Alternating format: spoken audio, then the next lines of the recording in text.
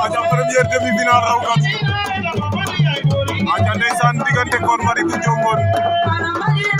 ordinateur bu Passy Kor Marie bu Ndiongone première demi-finale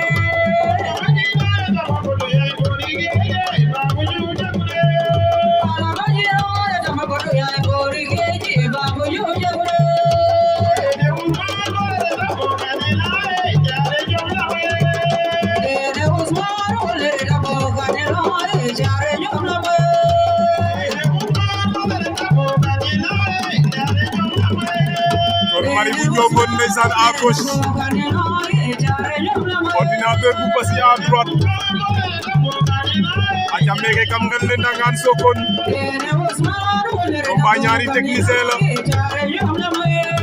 ñaari naataango lañu ñoo tolloo tay te daa mel ni ñoo tolloo doole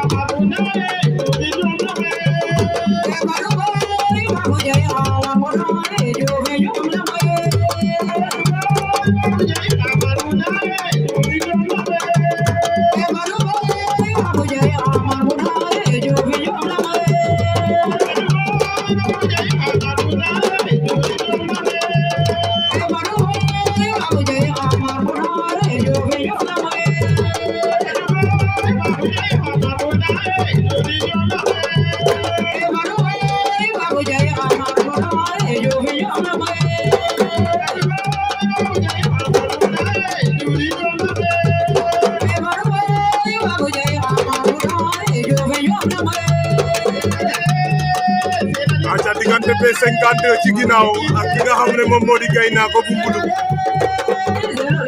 ordinateur bu Passy takk na Kor Marie bañ na nee naa leen ñaari technicien lañu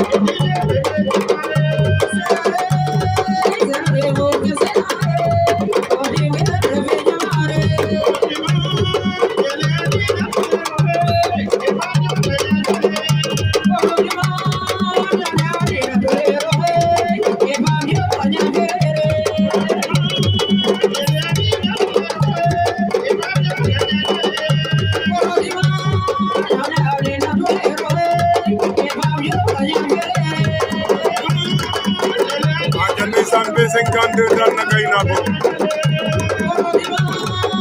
B52 ama fa Gaynako bu Mbulum